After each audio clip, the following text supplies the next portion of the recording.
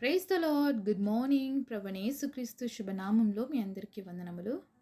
చిన్న ప్రార్థనతో మన హృదయాలని దేవుడి మాటల కొరకు సిద్ధపరచుకుందామా? పరిశుద్ధుడైన మా తండ్రి, నీ ఘనమైన శ్రేష్టమైన నామాన్ని బట్టి మీకు వందనాలు చెల్లిస్తూ ఉన్నాం ప్రభువా. ఉదయకాల సమయంలో నా తండ్రి మా అందరితో మాట్లాడండి, మమ్మల్ని దర్శించండి. మా ఆత్మీయ జీవితమునకు అవసరమైనటువంటి విలువైన మాటల చేత మా ఒక్కొక్కరితో మాట్లాడమని యేసునామంలో ప్రార్థిస్తున్నాము తండ్రి, ఆమేన్. ఈరోజు దేవుని వాగ్దానము యెషయా గ్రంథము 58వ అధ్యాయం 11వ వచనం. యెహోవా నిన్ను నిత్యము నడిపించును. Isaiah chapter 58 verse 11. The Lord shall guide thee continually. దేవుడిచ్చినటువంటి అద్భుతమైన వాగ్దానం మనందరి జీవితంలో నెరవేర్చబడును కాక, ఆమేన్. ఉదయకాల సమయంలో ఎంతమంది ఆశపడుతున్నారండి దేవుడు నన్ను నడిపించాలని? మరి ప్రతి ఒక్కరము ఆశపడతాం. అయితే దేవుడు నడిపించే విధానాన్ని ఎంతమంది స్వీకరిస్తాము? దేవుడికి మన జీవితాల్ని మనం అప్పగిస్తున్నామా? దేవుడు ఒక వ్యక్తిని నడిపించాలి అంటే మనం కంప్లీట్గా దేవుడికి మనల్ని సరెండర్ చేసుకుంటే తప్ప ఆయన మనల్ని నడిపించడు. ఈరోజు మన జీవితాల్ని మనం దేవుడికి సరెండర్ చేసుకునే వాళ్ళుగా ఉన్నామా? దేవుడికి మన జీవితాల్ని అప్పగించుకునే వారుగా ఉన్నామా? మీరు ఎవరికన్నా సలహాలు ఇవ్వాలనుకున్నా, లేకపోతే ఎవరినైనా కూడా ఒక మంచి మార్గంలో నడిపించాలి అంటే వాళ్ళు ఏం చేయాలండి? మొదటిగా వాళ్ళు మన మాట వినాలి. అప్పుడే కదా వాళ్ళని మనం ప్రాపర్గా గైడ్ చేస్తాం. అలాగే దేవుడు ఈరోజు మనల్ని నిత్యము నడిపించాలి అంటే మొదటిగా దేవుడు మనకి ఏం చెప్తున్నాడో అనేది మనం వినాలి. దేవుడి స్వరాన్ని ఎప్పుడు వినగలుగుతాము అంటే ఎప్పుడైతే ఆయనతో మన వ్యక్తిగత సంబంధం ఉంటుందో, అలాగే ఎప్పుడైతే మనము దేవుడికి సన్నిహితంగా ఉంటామో, అంతేకాకుండా మన మనసులో ఎప్పుడు ప్రశాంతత ఉంటుందో అప్పుడే మనం దేవుడి స్వరాన్ని వినగలుగుతాం. ఎలా నేను దేవుడి స్వరాన్ని వినాలి అనే కన్ఫ్యూజన్ చాలాసార్లు మనకు ఉంటుంది కదా. అయితే మొదటిగా మనం దేవుడి సన్నిధిలో ప్రార్థన చేయాలి. ప్రార్థన చేస్తున్నాము అంటే అర్థం ఏంటంటే మనం దేవుడితో మాట్లాడుతున్నాము అని. మరి ఇప్పుడు దేవుడి స్వరం వినాలి. దేవుడికి మనం చెప్తున్నాం అన్నీ, మనకున్న పరిస్థితులు, మనకి సహాయం కావాలో ఇంకేవేవో దేవుడితో మనం షేర్ చేసుకుంటున్నాం. అయితే ఇప్పుడు దేవుడు మనతో మాట్లాడాలి. ఎలా మాట్లాడతాడు అంటే మనము దేవుని వాక్యము చదువుట ద్వారా దేవుడు మనతో మాట్లాడతాడు. చాలాసార్లు మనం బైబిల్ చదువుతుంటాము, కానీ ఏదో వేరే ధ్యాసలో ఉండి చదువుతుంటాము. కొన్నిసార్లు ఏదో చదవాలి కాబట్టి చదువుతాం. కానీ అలా కాకుండా నేను దేవుడు స్వరాన్ని వినాలి అని మనం చదివినట్లయితే, ఖచ్చితంగా దేవుడు నాతో మాట్లాడాలని ఆశతో నువ్వు బైబిల్ చదివినట్లయితే తప్పకుండా నువ్వు చేసిన ప్రార్థనకు దేవుడు జవాబుగా మాట్లాడతాడండి దేవుడు వాక్యంలో నుంచి. కాబట్టి దేవుడు వాక్యము చేత మనం నిత్యం నడిపించబడతామన్నమాట. మరి బైబిల్లో ప్రతి ప్రశ్నకి సమాధానం ఉందండి. ఎందుకంటే బైబిల్ జీవ గ్రంథము. అంటే ఈరోజు రేపు జరగబోయేది ప్రతి ఒక్కటి కూడా దేవుడి మాటలో నుంచి మనకు బయలుపరచబడుతుంది. కాబట్టి ప్రతిరోజు బైబిల్ని చదవండి. దేవుడు ఏం చెప్తున్నాడో, నేను ఎలా నడుచుకోవాలని దేవుడు నాతో మాట్లాడుతున్నాడో అని తెలుసుకొని మనం నడుచుకున్నట్లయితే దేవుడు కూడా నిత్యం మనల్ని నడిపిస్తాడు. ఇంకొకటి ఏంటంటే మన చేతిని దేవుడి చేతికి అప్పగించాలండి. చాలాసార్లు మనం ఏం చేస్తామంటే దేవుడు చేయి పట్టుకోవడానికి ప్రయత్నం చేస్తుంటాం. అవసరాలు ఉన్నప్పుడు ప్రార్థన చేస్తాము, అవసరం లేనప్పుడు మన పాటికి మన లైఫ్ని లీడ్ చేస్తూ ఉంటాం. అలా కాకుండా దేవుడికి మన చెయ్యి అప్పగించినట్లయితే ఆయన మనల్ని హోల్డ్ చేస్తాడు. ఎప్పుడైనా కూడా దేవుడు మన చేయిని పట్టుకొని నడిపించినట్లయితే మనం ఎక్కడ కూడా పడిపోము. అలాగే ఎక్కడ కూడా మన జీవితంలో మనం తప్పుట అడుగు అనేది వెయ్యమన్నమాట. మన చిన్న బిడ్డల్ని మనం బయటికి తీసుకెళ్ళినప్పుడు వాళ్ళు అనేకమైనటువంటి ఆకర్షణలకి లొంగిపోతూ ఉంటారు. వాళ్ళకి ఏమైనా టాయ్స్ కనిపించినా, ఏమైనా తినేవి కనిపించినా వెంటనే మన చేయి వదిలేసి వాళ్ళు పరుగులు తీస్తూ ఉంటారు. అదే కానీ వాళ్ళ చేయిని మనం పట్టుకున్నట్లయితే వాళ్ళు విడిపించుకొని వెళ్ళిపోలేరు. అలాగే యేసయ్య చేయి పట్టుకొని మనం నడిచినట్లయితే ఈ లోకంలో ఆకర్షణలు కనిపించిన ప్రతిసారి దేవుని విడిచిపెట్టి వెళ్ళిపోతాం. కాబట్టే మన చెయ్యిని ఆయన పట్టుకొని నడిపించినట్లయితే ఏ ఆకర్షణ మన ముందు కనిపించినా, ఏ పాపం మనల్ని బలవంతం చేసినా ఆయన మన చెయ్యిని మాత్రం ఎప్పుడు విడిచిపెట్టకుండా ఆయన మన చెయ్యి పట్టుకొని నడిపించేటువంటి గొప్ప దేవుడు.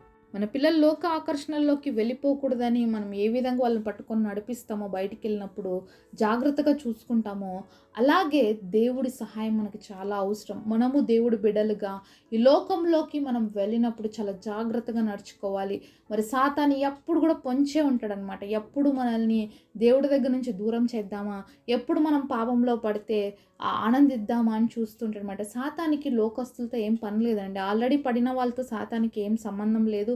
ఏం పని లేదు. అంతేకాకుండా ఆల్రెడీ బలహీనంగా ఉండే వాళ్ళతో సాతానికి ఏమాత్రం పని లేదు. కానీ దేవుడి కోసం ఎవరైతే రోషం కలిగి జీవించాలని ఇష్టపడతారో, ఎవరైతే దేవుడి కోసం మరి నిలబడాలని ఆశపడతారో వాళ్ళని ఎప్పుడు టార్గెట్ చేస్తూ ఉంటాడనమాట సాతాను. ఈరోజు సాతాన్ చేతిలో నువ్వు హిట్ లిస్ట్‌లో ఉన్నావా? లేకపోతే ఆ లిస్ట్‌లోనే లేవా? అనేది కూడా ఆలోచించాలనమాట. మరి సాతాన్ చేత హిట్ లిస్ట్‌లో గాని నువ్వు ఉన్నావు అంటే, నువ్వు దేవుడి కోసం ఒక సాధనంగా వాడబడుతున్నావు అని. ఒకవేళ సాతాన్ కూడా నిన్ను పట్టించుకోలేదనుకో, అంటే మనం దేనికి పనికిరాము అని అర్థం. కాబట్టి మరి ఏ లిస్ట్‌లో ఉన్నామో ఈరోజు మనము ఆలోచించాలి. కాబట్టి సాతాను మనల్ని టార్గెట్ చేస్తుందంటే, నిజంగా మనము బలంగా ఉన్నాము దేవుడి కోసం. అందుకే మన మీద టార్గెట్ చేస్తుంది అనే విషయాన్ని గుర్తుపెట్టుకోవాలి. అంతేగాని నాకే ఎందుకు శ్రమ, నాకే ఎందుకు కష్టం, నాకెలాంటి పరిస్థితులు వస్తున్నాయి అని చెప్పి బాధపడుతూ కూర్చోవద్దు. ఎందుకంటే నువ్వు దేవుడి కోసం బలంగా వాడబడబోయే పాత్రవు గనుక, అలాగే నువ్వు దేవుడికి సన్నిహితంగా ఉన్నావు కాబట్టి నువ్వే సాతానికి టార్గెట్. నువ్వే సాతానికి కావాలి. ఎందుకంటే నువ్వు దేవుడికి కావాలి కాబట్టి సాతానికి కావాలి. కాబట్టి నువ్వు దేవుడి కోసం రోషం కలిగి నిలబడగలిగితే, దేవుడి చేత నిత్యము నువ్వు నడిపించబడగలిగితే మరి సాతాను హిట్ లిస్ట్‌లో ఎప్పుడూ ఉంటావనమాట. కాబట్టి సాతాను ఎప్పుడు నిన్ను చూసి భయపడతానే ఉంటది. కాబట్టి సాతాన్ని భయపడించే వ్యక్తులుగా మనం మార్చబడాలి అంటే నిత్యము దేవుడి చేత మనము నడిపించబడాలి. కాబట్టి మన జీవితంలో వచ్చే చిన్న చిన్న శ్రమల కోసము, కలిగేటువంటి ఇబ్బందుల కోసం, కలిగేటువంటి అనారోగ్యాల కోసం వీటన్నిటిని చూస్తూ భయపడుతూ కూర్చోక, మనము చేయవలసింది ఏంటి అంటే మొదటిగా దేవుడి సన్నిధిలో ప్రార్థించడము, ఆయన స్వరము వినడము, ఆయన చేత నడిపించబడ్డము. మరి కీర్తనలు 23వ అధ్యాయం ప్రకారం దేవుడు మనల్ని అందరిని నడిపించాలని ఆశపడుతున్నాడండి. ఎందుకంటే యెహోవా నా కాపరి, నాకులేమీ కలగదు కదా, పచ్చిక గల చోట్ల ఆయన నన్ను పరుండజేయుచున్నాడు, శాంతికరమైన జలముల యొద్ద ఆయన నన్ను నడిపించున్నాడు. ఎక్కడ నడిపించాలని దేవుడు ఆశపడుతున్నాడు? మనని శాంతికరమైనటువంటి జలముల యొద్ద మనల్ని నడిపించాలని ఆశపడుతున్నాడు. దేవుడు ఎప్పుడు కూడా మంచి స్థితిని మనకి ఇవ్వడానికి, అలాగే మేలైన స్థితిని మన జీవితంలో ఇవ్వడానికి దేవుడు మనల్ని ఎప్పుడు నడిపిస్తాడు. అంతేగాని మరి మనం ఎక్కడన్నా నశించిపోవడము, అలాగే మనం ఎక్కడన్నా పడిపోయి మన జీవితంలో మనం చేరుకోవాల్సినటువంటి ఉన్నత స్థితిలోకి మనం చేరలేకపోయేటువంటి పరిస్థితుల్లో దేవుడు ఎప్పుడు మనల్ని నడిపించడు. సాతాను ఎప్పుడు షార్ట్ కట్స్ చూపిస్తుందండి. ఎప్పుడు కూడా షార్ట్ కట్స్‌లోకి వెళ్తే అది జల్దీ ప్రమాదకరం, అలాగే మనకి నష్టం.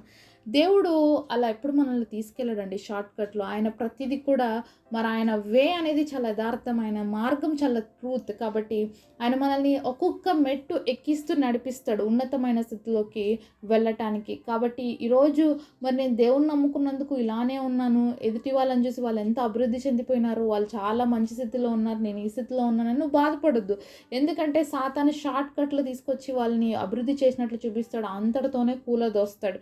కానీ మన దేవుడు మనం ఒక్కొక్క స్టెప్ ఎక్కిస్తాడు, ఉన్నత స్థితిలోకి మనల్ని తీసుకువెళ్తాడు. అది ఆలస్యం కావచ్చు, బట్ అది ఎప్పుడు కూడా స్టాండర్డ్గా నిలిచిపోయేది.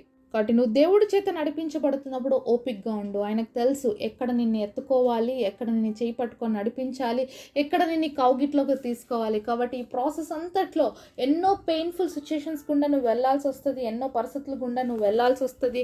అలాగే దేవుడి చిత్తాన్ని మన జీవితంలో జరగాల అన్నప్పుడు అనేకమైన ఆటంకాలు కలుగుతూ ఉంటాయి, ఇబ్బందులు ఎదురవుతూ ఉంటాయి. అయినప్పటికీ కూడా దేవుని మన చేయి పట్టుకొని నడిపించమని మనం కోరుకున్నప్పుడు ఆ పరిస్థితులన్నిట్లో కూడా దేవుడు మనతోనే ఉండి నడిపిస్తాడు.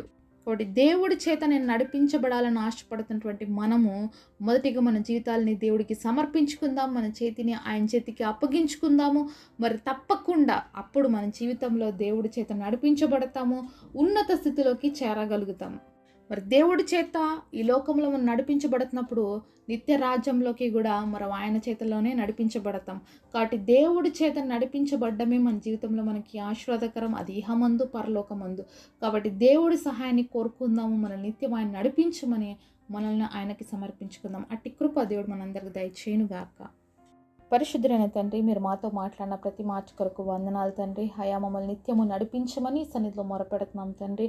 మా అందరి హస్తాలని చేతులకు అప్పగించుకుంటున్నాం. అయా ఏది కూడా మా ఇష్టానుసారంగా మేము నడవడానికి వీల్లేదు ప్రభా.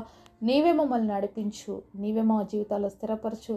నీ చిత్తానుసారంగా మేము ఉన్నత స్థితిలోకి రీచ్ అవ్వడానికి మా ఒక్కొక్కరిని బ్లెస్ చేయమని యేసు నామములో ప్రార్థిస్తున్నాము తండ్రి. ఆమేన్. ఈరోజు బర్త్డే అలాగే వెడ్డింగ్ యానివర్సరీ సెలబ్రేట్ చేసుకుంటున్న మీ అందరికీ కూడా wish you happy birthday and happy anniversary. God bless you.